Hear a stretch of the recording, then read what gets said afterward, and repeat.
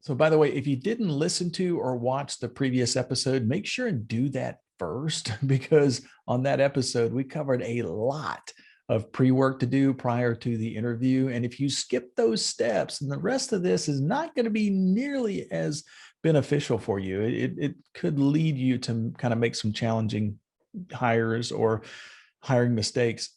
So in review though, what I covered last week was before you actually start the interview process, really actually before you even post the job opening, it's a good idea to do this, but you want to identify the specific skills needed for the position that you're hiring for, as well as the personality of the person that you want to fill the spot, right?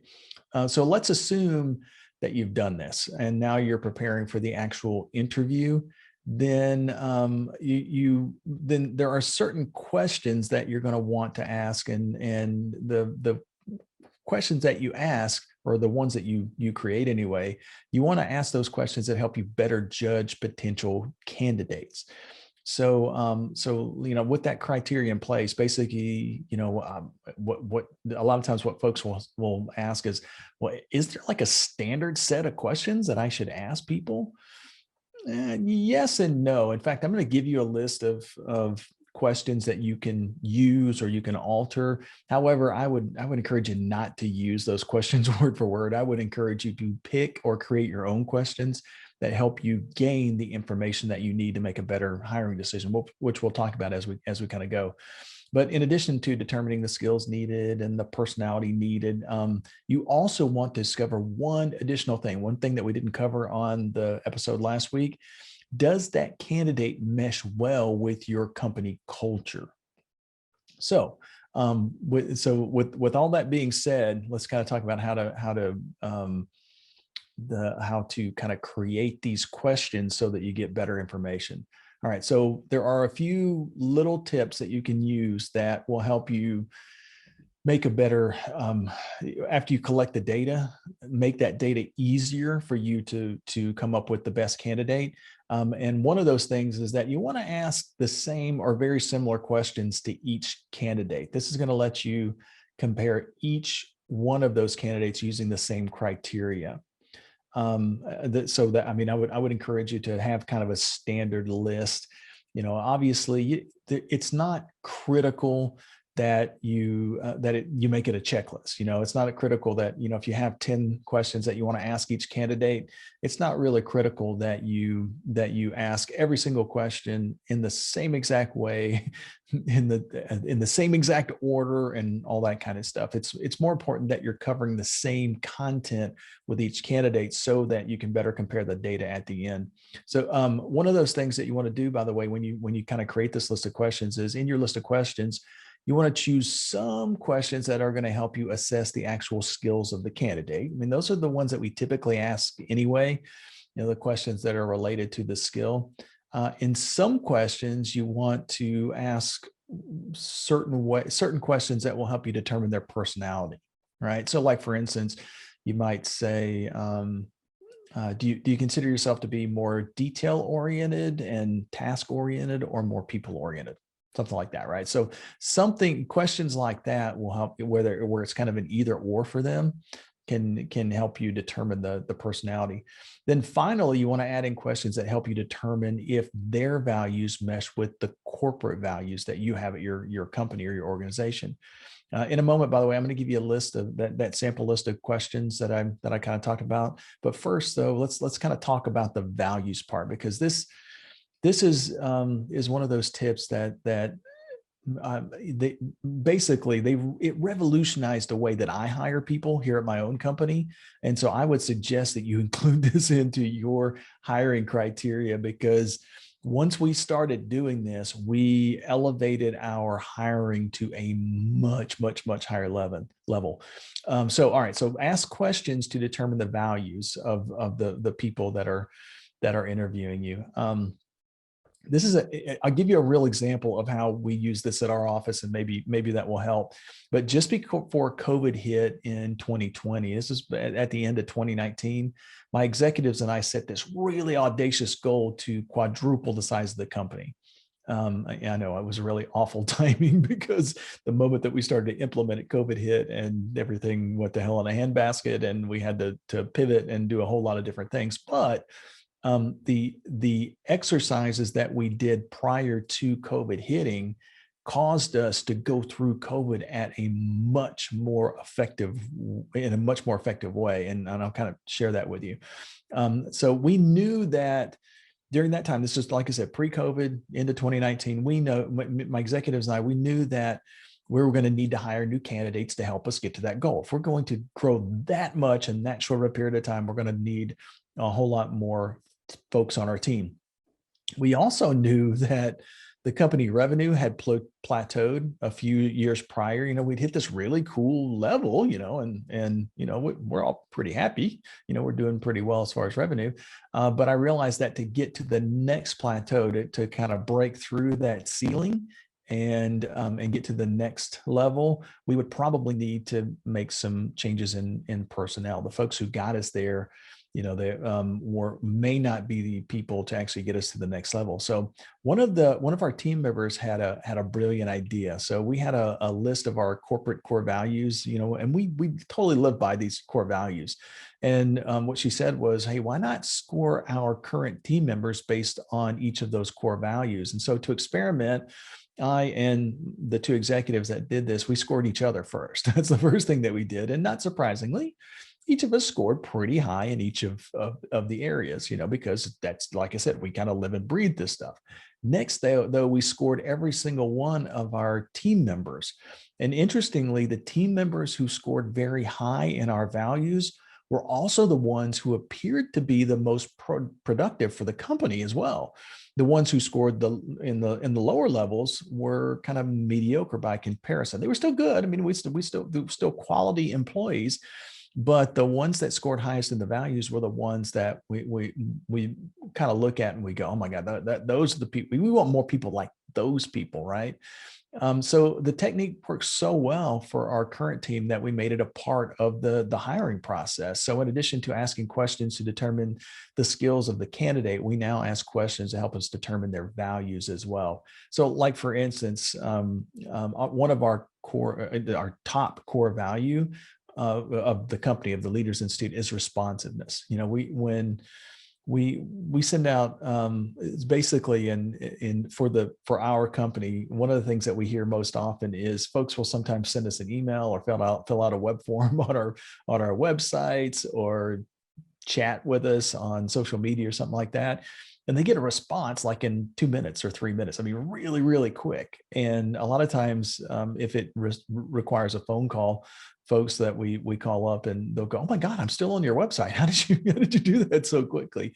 It's just one of the things that we kind of figured out is, it's number one, it's a great selling feature, because we are so responsive to our customers. Our customers know that they're important. If they have a question or a challenge, we can help them with the challenge now. And people like instant gratification. So it works out really, really well for us. So, but since that is our number one core value, like for instance, we send out an email asking, when somebody's applying for a job for us, we send out an email asking the candidates to go to our calendar and set up a meeting. We automatically exclude candidates who take more than a day to do that, right? So I mean, that's one of our core values. So if you happen to be applying for our job and you wait 2 days to actually set up that appointment, we don't even bother going to that appointment. It's of no value to us, because we know that person is not as responsive as we like at our company. So, and that's the kind of thing that you want to keep in mind as you're comparing people to your core values. Your core values are going to be different, but you want to create questions or observations based on your core values that help you kind of judge the quality of each candidate with your core values. All right. So without further ado, I told you I was going to give you a set of sample questions that were going to help you determine skills, personality, and values. So let me kind of go through this. I'll go through this very quickly. Again, these questions aren't, I'm not giving these to you so that you can kind of make these a checklist. I want to give them to you so that it gives you ideas on questions that you can ask. The key thing to kind of keep in mind before you start the interview process with people is that you want to realize that interviewing for a job is not something that most people do very often. In fact, it's very rare. And so it's not something that people are going to be highly skilled at. If they are highly skilled in the interview process, that may tell you something. Maybe that may be telling you that they do this quite often, and so they might likely only be with you for a short period of time.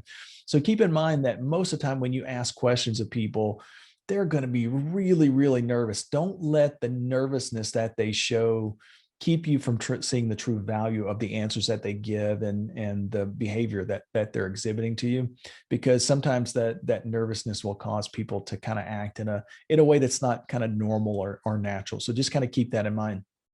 And some of these questions, by the way, even though they sound pretty easy, when somebody is kind of put on the spot, they sometimes will panic, right? So like, for instance, the first question is, so tell me about yourself. And they go, oh, I thought we were going to talk about the job, right? So basically, it's not something they were anticipating. So if you just kind of start off with, tell me about yourself, then that's kind of a vague question. It's kind of one of those things that could cause people to kind of lock up.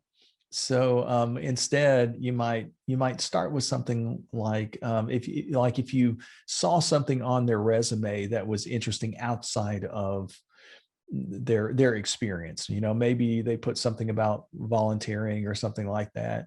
You can kind of bring that up. Just say, hey, I saw on your resume that you volunteer with homeless shelters. Hey, what do you do for them, and how did you get into that? That's very interesting. That way, we're starting off with a question that is easy for them to kind of relay an answer to us, and it kind of sets their nervousness down. So once their nervousness goes down a little bit, they're more likely to give you better answers and look and sound better during the interview process and that kind of thing. Another question might be, so why do you want this job, right? So what do if you just say, so why do you want this job? Then they're like, it may put them on the spot to say, hey, when you looked at the job description, what was it about this job that made you go, I think I might want to apply for that? So basically what I'm saying here is that I'm giving you the list of questions, but you might alter them to make them a little bit easier so that you get better answers. So what do you know about our company? That's another question. What do you know about the requirements for the job? That lets you know how detail oriented they are. Did they look through the requirements on the job description, and do they have something prepared for that? So why do you want to work for our company? Right? So what do you think are your greatest strengths? What are your biggest weaknesses? Those are questions that kind of get you to know a little bit more about their values and about their skill development and sometimes their personality as well. So even though those are sometimes a little bit more difficult for people to answer, those might be things that you kind of ask, at the fifth or sixth question in the interview, when they're more comfortable and they're more likely to elaborate a little bit on the answers. So tell me about a challenge or a conflict that you faced at work, how you solved it. Why are you leaving your current job? That one can be kind of tough. And so we want to see what's kind of happening to make them want to leave, because that sometimes the answers that they give us in that particular question can actually exclude them from being hired, depending on the reasons that are there. What type of work environment do you prefer? That's one that will help you learn more about their temperament, their personality temperament.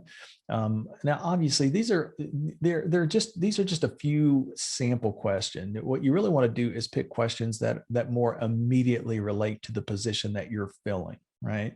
So, like for instance, I think I mentioned last week that one of the positions I filled, right before COVID was website development. And so, I mean, those questions that I just gave you, none of those have anything to do with website development or skill. So I might say, hey, like for instance, I might ask a question like a lot of folks that I'm interviewing now are really comfortable with the builder programs. Are you more of a builder program, or do you like to kind of code things by hand? Which do you prefer? Something like that, right? Something that is more geared toward that specific job description or that specific job. And obviously you want to kind of mix those in. All right. So now with the questions that you do want to ask, we're also going to cover a few questions that you you probably want to avoid because the bigger your company is, the more of a target that your company is for litigation. I mean, there are people out there who will go out and apply for jobs, get job interviews just to make problems. And they didn't want a job in the first place. They're doing it to just make problems and try to sue a big company and get a big payday, right? So the more people that you interview, the more likely you are to find somebody that doesn't have goodwill. They're not there to actually get the job. So to kind of protect yourself and to protect your organization from folks who have ill will against you or your company, there are certain questions that you probably want to stay away from. And just so you know, if you have a human resources department within your organization, they are your friend during the interview process. Once you kind of create your list of questions, then if you just submit those questions to HR, they'll likely alter your questions to keep you from violating any type of employment laws or make it's in a lot of cases, just because they do it more frequently than what you do, they'll make your questions more effective for the interview as well.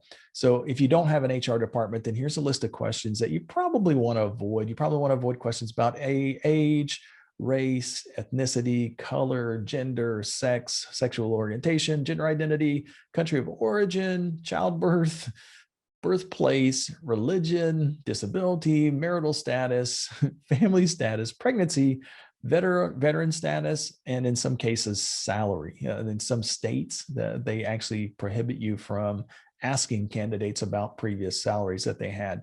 Now, by the way, it's not a comprehensive list, but if you stay away from those topics, you can avoid accidentally offending a candidate and keep yourself out of hot water.